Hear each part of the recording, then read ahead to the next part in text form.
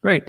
Welcome everybody to the live stream. Today is going to be a pretty good day. There's a lot of bullish sentiment out there, which is a little bit different from the last 2 days that we've seen, and we're going to talk all about it. So we'll take a look at first Goldman Sachs. They've got a positive macro statement from their head of investment strategy, which is a quick video. We'll go over that real fast. Also, Goldman Sachs and FTX. Looks like they're going to do a partnership, and they've come a long way from saying that crypto was even an asset class, or really have they? We'll take a look at exactly what this partnership might mean. Also, on the horizon, Jerome Powell is actually speaking today, and he's talking about raising rates, looking at the history that is Volcker, which is a former Fed chairman. And lastly, there's a great lesson to be learned today of time in the market is more important than timing. We'll take a look at 0x and what's going on with them and Coinbase. And at the very end, we'll do 5 questions in 5 minutes. So let's do a quick market recap, see where we are. If you're here for the live stream, thanks for stopping by. I really appreciate it. Just know if you're watching the replay, timestamps underneath. Shouldn't take too long. Try to get in and out, and here we go. So first things first, let's take a look at the market. Looking pretty good. And we've been getting our teeth kicked in recently, but there's some good news on the horizon. And that's the thing about crypto markets or any markets. Some days there's a lot of bearish news, and I covered that. And I don't think people like to hear bearish news, but I have to be honest, and those are just the things that I see. And then time goes on, and there's some bullish news out there. Now, does all bullish news equate to a massive run-up in the market? No. And we can see that. Now, if this is 2017, probably, or 2020, yeah, probably. But everything's different now. So we've got some good news. Also, Tesla earnings came out, and they had talked about in the earnings report that they hadn't sold 1 Bitcoin. So that's pretty positive. Good for Tesla. And here's how things are going in the market. I don't have to tell you, you know this, but it's interesting just for clarity. Bitcoin's up 2%. It's pretty good. 42,000. Ethereum up 1.4%. Solana, Terra, Cardano, Polkadot, everything's up. But remember, we're looking at the grand scheme of things. Look at like the 12-day of the 7-day. Terra's up massively, 12.5%. Bitcoin's actually up even more than that. So things are looking pretty good. So what does that mean? Well, really what it means is down to this, is that there's more buyers than sellers. That's really what it comes down to.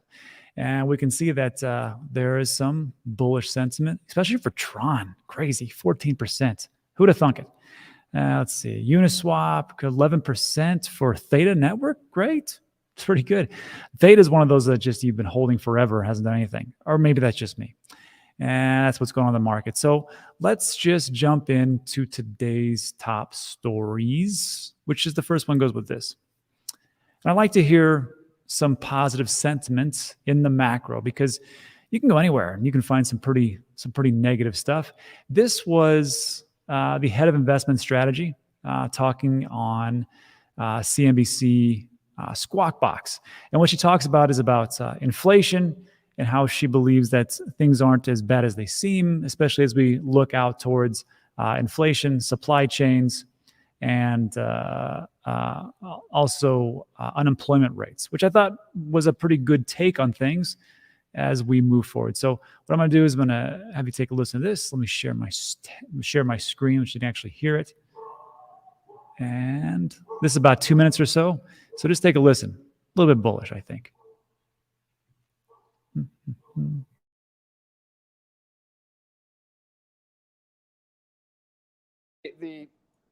How much of your global perspective is based on inflation and central banks around the world and their reaction to it?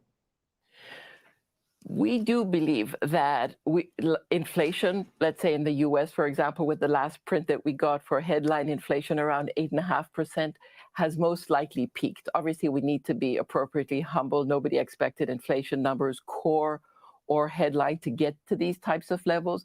But our view is when we look at the 3 key drivers of inflation, so we would have something like the supply constrained goods, such as cars, for example, the vehicles used, the new electronics, etc. Then we have wages and we have housing. We do think that the goods component inflation will come down, and we're going to see that coming down through the rest of this year and the course of next year, and that's going to be significant. We also think that there is a chance, not a high chance, but a pretty good chance that wage inflation is going to stabilize around these levels for a little while longer, but then start declining as well. Because, in fact, we're beginning to see an improvement, obviously, in labor force participation. And what's remarkable is we have seen an amazing increase in the unretirement of people 55 years and older. In fact, the level of unretirement is above average, and you have about 1 million people out of that group that is unretired. And so when we're talking about the labor force participation, we have to recognize there's a lot of noise from the pandemic, and we need to see that clear up. And our view is that we are going to get more people. And so you're going to get slow, very gradual decrease in wage inflation. And then finally, housing, and between higher home prices and basically higher mortgage rates, with fixed mortgage rates at about 5%, you are going to see some pressure on demand as well. It's going to take a couple of years, but our view is generally inflation will be headed down. And that gives the Fed some flexibility. But across the board, we're seeing central banks raise rates, and we're going to see balance sheet reduction.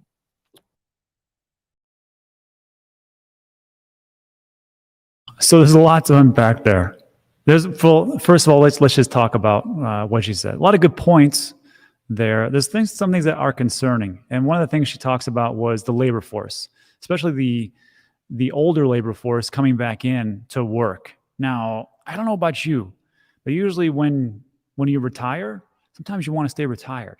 And the reason why people are coming back is because they can't make ends meet, because there's a pretty high inflation of goods and services and electricity, and we just see that all around the board. So there's that one piece. And then as far as like labor participation, yeah, the unemployment rate's not dramatically high, and that's actually one good indicator. But the question is, what kind of jobs are out there that people are getting? Are they good jobs? Are they bad jobs? Are they just not? Or just kind of in the middle of the road? I can say this though. I see a lot of job openings everywhere, and it's like they just can't find the people. They can't find the people. That's not the greatest thing. But as she talks about here, hey, inflation will come down. We'll see a little bit more positivity. But again, also that last piece where she said wage inflation, that's not the problem. I mean, wage inflation, that's not an awful thing. What's inflation is inflation across the board. So hopefully they can combat that. And we'll talk about Jerome Powell in a bit and how they plan to do those types of things. So let me just think about that in the comments section. Let's go on to the big news, which is Goldman Sachs and FTX. And it's an interesting story of the dynamics between Goldman Sachs and where they were just 2 years ago to where they're at right now. So here's what's going on in the world of crypto and Goldman. So Sam Bankman-Fried, gentleman up there, founder and CEO of the exchange FTX, met Goldman Sachs CEO David Solomon in the Caribbean. This is weird. In the Caribbean to discuss potential collaborations between the two firms. So here's the thing. It's the 21st today. I'm pretty sure. Yeah, 21st today. And I'm like, why is the head of Goldman Sachs in the Caribbean? Is this, we're on vacation, just bumped into each other? Well, not really. What's going on is that there's the Crypto Bahamas put on by FTX and SALT, which is April 26th to the 29th of this year. So when I look at this, I'm like, so you're telling me that the CEO just took a trip to the Caribbean just to meet with Sam? I mean, there's worse places to meet him, but he went out of his way to meet him to talk about these things. The two chief executives discussed Goldman Sachs advising FTX, which was valued at $32 billion in January, on future funding rounds and taking a role in a potential initial public offering, IPO. That sounds familiar. An IPO where Goldman Sachs helped out somebody. Who else they helped? Oh yeah, they helped out Coinbase. And this was an article December 19th, 2020. Remember those days? Kind of odd. And it was reportedly picked to lead Coinbase IPO. And I'm like, I wonder if that's true. So I took a look at the actual documentation from the SEC. And I linked in the description. You can find it, but it's kind of boring if you want to read it. But if you just do Command F and take a look, Goldman Sachs is all over the place. And what they do is just they are advising Goldman Sachs and Goldman Sachs and their market participants buy NASDAQ on its now on book viewer. Goldman Sachs notified NASDAQ their shares Class A common stock. So they are the advisors of what everything went down for the Coinbase IPO, which, and honestly, the first day was great. But after that, not too awesome.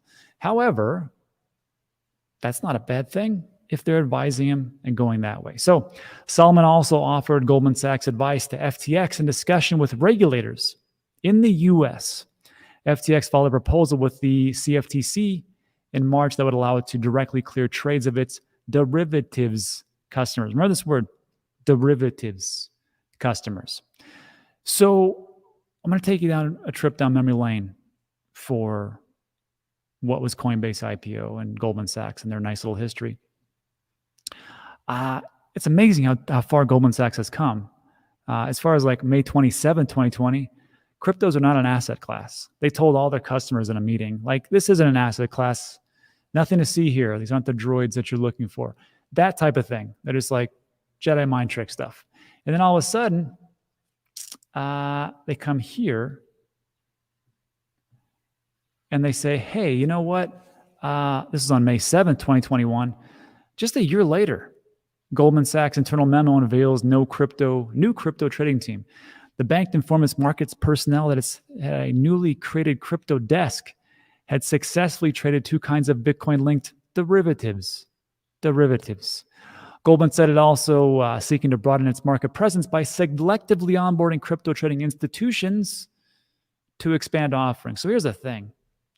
If you take a look at Goldman Sachs, it's not like they're huge believers into crypto and where crypto is going, but they are a big believer in money and profits. And there's nothing wrong with that. That's just the truth. And I think other institutions will start to look at this and go, there's a lot of money to be made. I mean, they already know it, let's be honest, but it's a risk on type of situation. But there's a lot of money to be made. And that's why I think in the long term, I've always said I've been a pretty bullish proponent of crypto. In the short term, that's where things get dicey. So right now, expect some pretty good volatility for the rest of this year, but I see these types of things as a bullish sentiment. So let me know what you think about that in the comment section. Let's move on to some news that I don't know if this is priced or not. This is Jerome Powell speaks today.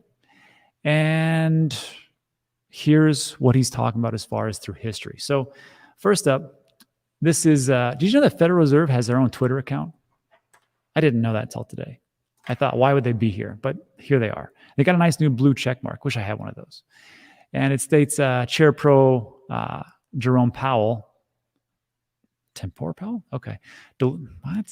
Delivers welcoming remarks at the Volcker Alliance and Penn Institute for Urban Research special briefing. Watch live. You can watch it. It's kind of dry.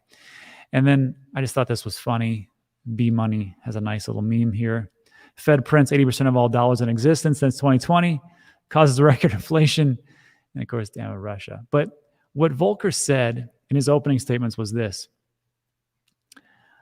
He said he recognized Paul Volcker, which is from the Volcker, which makes a lot of sense, saying Volcker left a strong legacy. He embodied the spirit of public service, keeping the core principle or mission at the center of his work. First of all, I'm always referencing this guy in different segments that I do and other channels. Paul Volcker, if you don't know, American economist, served 2 terms as the 12th chair of the Federal Reserve from 79 to 87. He was nominated by Jimmy Carter, who was a Democrat, and then he was renominated by Reagan, which was a huge Republican, which is no small feat here in the United States. Widely credited with having ended the high levels of inflation in the U.S. during the 70s and 80s. How'd he do it? Here's how he did it. So, during the 70s, monetary policy of the Federal Reserve Board, led by Volcker, were widely credited with curbing the rate of inflation. U.S. inflation peaked at 14.8% in March 1980. 14.8%, which is like, depending on what you believe. If you believe that 8% is the inflation rate or 20%, whichever. But back then, it was 14.8. That's what they reported, probably higher.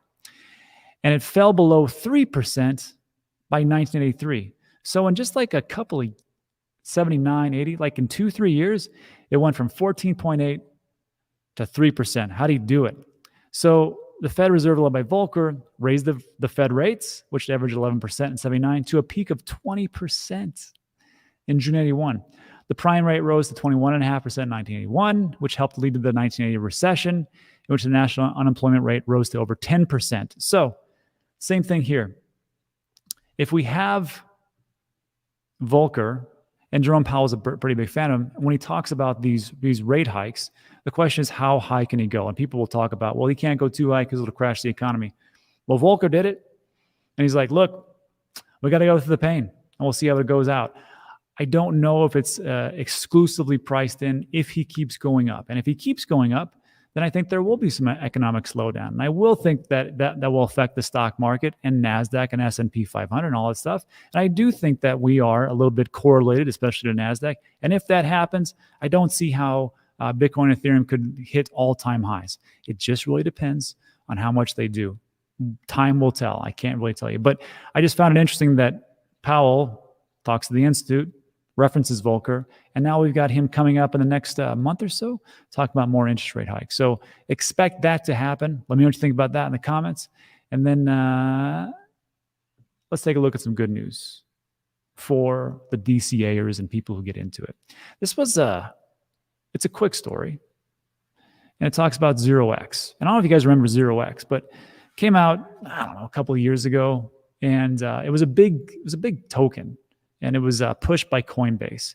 Then it kind of fell off, but it just soared 53% today, or over the last couple of days, I should say, following the Coinbase NFT partnership. If you don't know, Coinbase is in the NFT game, which like everybody else is. I think that'll be big for them. Not these goofy NFTs, but with more utility type NFTs. Anyhow, so 0x token soars 53%. Here's the thing. You can't find that in the charts. You can't find that in TA. Correct me if I'm wrong, but this news just pretty much powered it all off. And there is something to be said for what happened here. And here was the tweet itself, not a big thing. It's just, we're proud to partner with Coinbase to power their new social marketplace for NFTs. By using 0x protocol, Coinbase provides better ways to discover, buy, sell, and connect NFTs at the lowest transaction cost for users. I think we can all get behind that if you've been using Ethereum. So this got me to thinking, if we went up 53%, now it's almost at $1.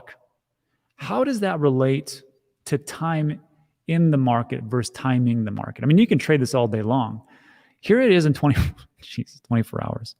70 cents, all the way to $1.15. Pretty good. I mean, in 24 hours.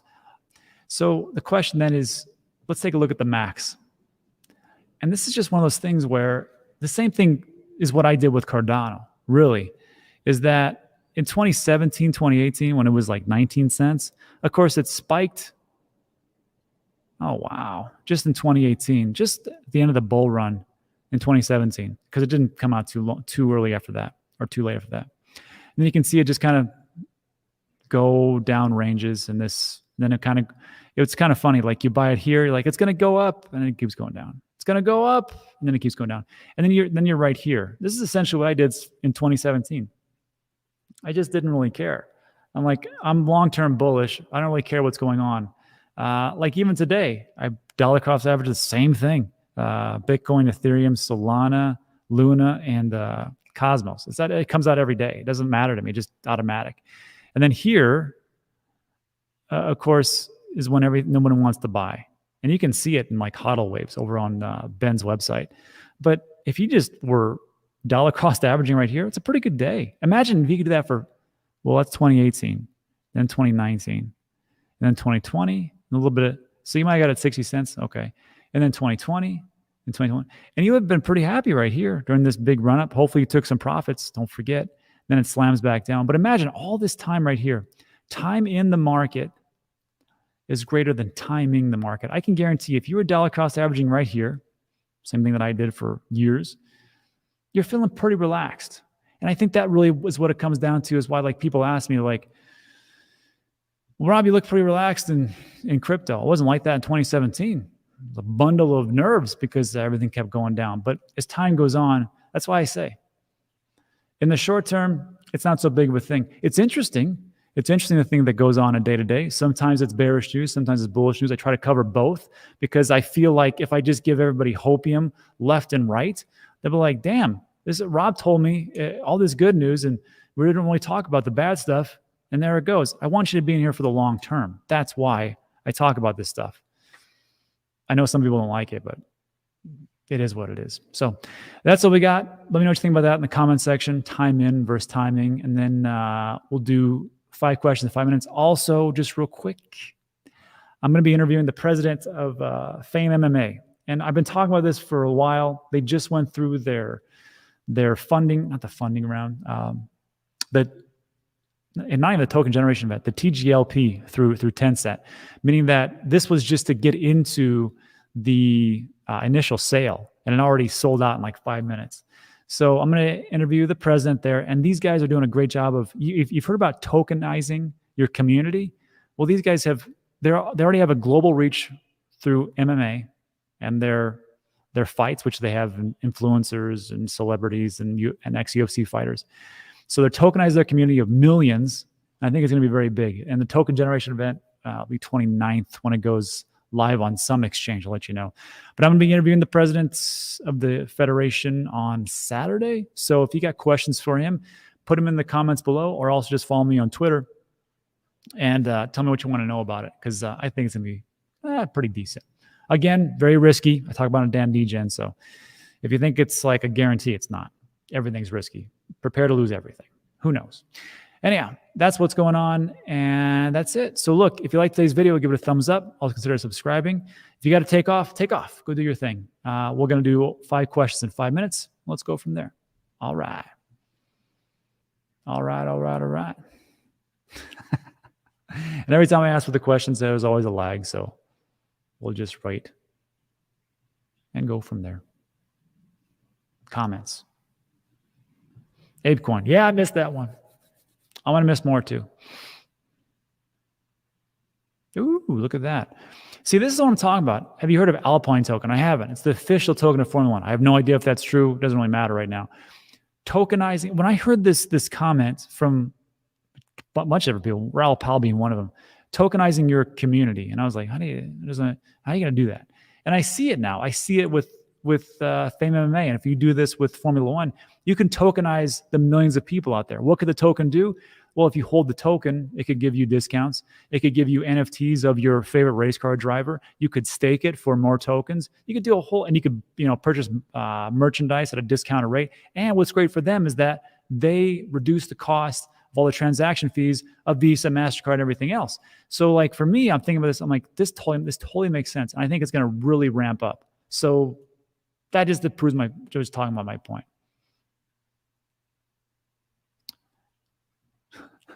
Thanks, Mark. I appreciate it. There was this great comment. Follow me on Twitter. I can't say it here because it's I try to keep this as family friendly as I possibly can. So there's a comment from a person that you should read on my Twitter account. And I was like, well, that is what it is. I do it for the trolls. That's a great question. Hey, Dan, great show. Would you recommend value averaging, similar to dollar cost averaging? So yes. So you can, and I can't recommend it to you. I can only tell you what I would tell my mom. Mom, let's break that down as the example. So 0x price. So when you dollar cost average, and here's the thing, you can so when you dollar cost average, just you pick a day or a time of the week or a time of the month, and you go, I'm just going to put in $25 or 100 or 10,000. I don't know what kind of baller you are, but whatever. So, and then you just do that throughout an extended period of time. And then there's another type that Ben over in the Cryptoverse always talks about, which is like power dollar cost averaging or accelerated dollar cost averaging as the price goes down. So let's say he puts $100 into 0x, which I don't think he did. So $100 into 0x, and then when it goes down a certain percentage, he's like, I'm going to add 10% more. So the next day or next week or month, it's $110. And if it goes down even more, he's like, I'm going to add another 30%. So that's 140 or whatever it is. And then he just does that until it hits a certain risk level. And he's got it all on his website. There's a link in the description. It's just app.intothecryptoverse.com. And once he hits these levels between a continuum of 0 to 1, he starts to sell off. So he buys as it goes down, and he sells off as it comes up, but it's all about risk levels. Very basic stuff. That's dollar cost averaging. Value cost averaging is this. What if you said, and it works sometimes. So let's say right here, let's say you have $10,000. You're like, I got a $10,000 burning a hole in my pocket. Value cost averaging is you're not going to keep going for an extended period of time. Let's say for $10,000, you're going to put $2,500 right off the bat, right here. And hopefully you hit that 19 cents. Hopefully. And then like in a couple of weeks, you put another $25,000 in or $2,500 in. And you do it right here. Then maybe you hit the top, $2,500. And then over here, $2,500 and $2,500. So that's your $10,000 and you're done. You can do that. It just depends on like, are you hitting peaks? But in all honesty, value cost averaging is fine. Just do it, mom. Mom, if you're watching, just do value cost averaging when there's a huge bear market. No one wants to buy squat. And it's a good project. And you've done your research. And it makes the cut, like I've talked about, the cut, which is how big's the community? What's the utility? What's the team like? What have they done before? Where are they going? And how good are the tokenomics? Am I going to get dumped on? So great question.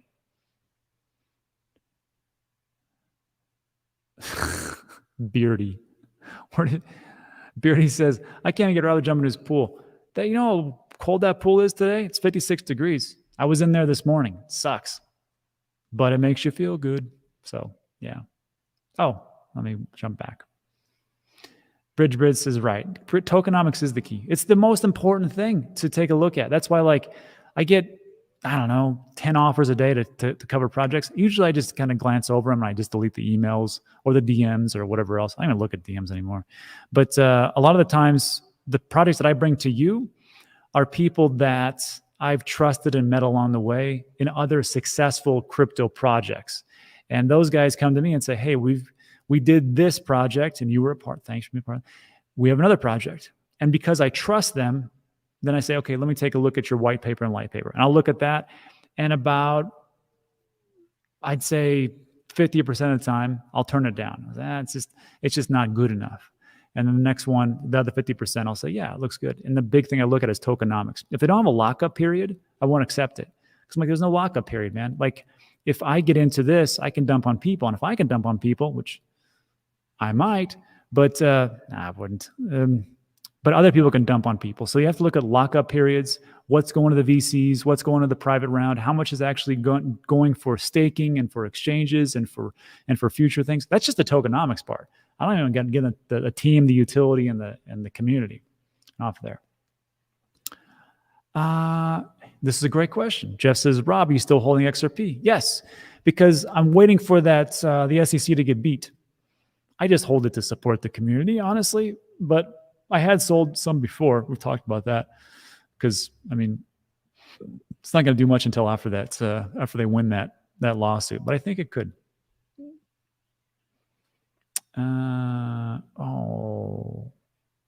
you know anything about the World Mobile Token mainnet? I don't. I know there's already the availability for staking, which we've already done. We're actually a pool operator for World Mobile Token.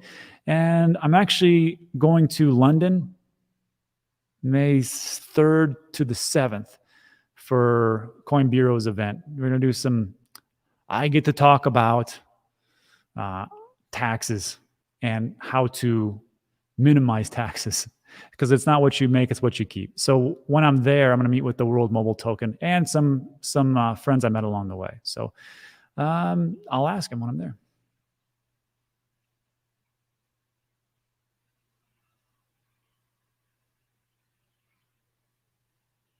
Thoughts on Cardano? None. I'm not building any metaverse stuff. Planko. But I will say this, I'll be with you guys, whatever you guys do. This is a great question. Phantom Mining says, Rob, how do you feel about countries and banks starting to back the digital yuan? So here's the thing, and this was a pretty good point. This was made by London Real by the host Rose, and he was talking to Kitco News, Brian Rose, and he was talking to Kitco News, and he said, and he asked him the same exact question, and what he said was, I had Giancarlo on my show, Giancarlo Crypto Dad, former head of the CFTC. And he sat him down. He said, you know what? We are close to doing a digital dollar. The question is, do people want a digital dollar? And of course, right now, people are going to say, no, we don't want that. That's nonsense. But Giancarlo said, what we're looking for is we have to do a couple of things because digital yuan is really crushing it or kicking our tail right now. So the question is, are people going to want censorship? Are they going to want tracking? Are they going to want Big Brother?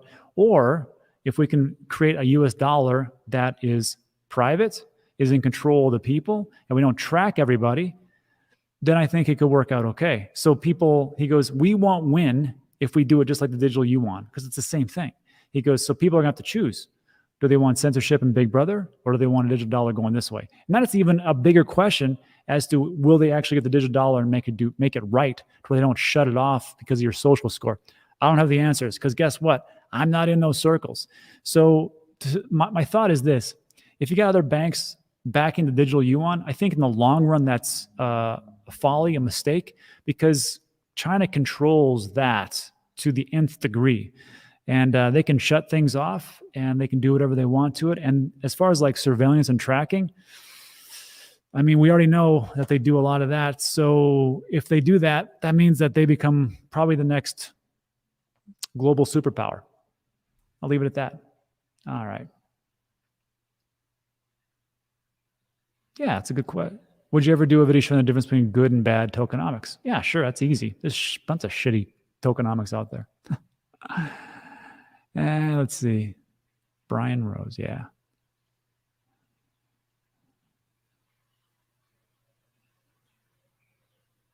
And last one. Rob, can I add additional AVAX to my Dan stake before it's maturing in August? I don't think so. I could be wrong. I'll check with the guys that help me with the staking pool. But as I understand it, you lock up your Avalanche in the stake pool. We have 2 stake pools. We have Cardano stake pool and Avalanche, links in the description. So we'll go from there. I would just say if it's maturing in August, just let it go. Get what you have and then go from there. Because even if you could do it, it's not going to be, because we got May, June, July, 3 months. Not so much. All right, so that's it. So look, everybody, thanks for stopping by. I do appreciate it. If you like today's video, give it a thumbs up and consider subscribe. Do this every single day. Try to give you the best information with the most balance. Thanks so much for stopping by. I appreciate it. I'll see you on the next one. Adios.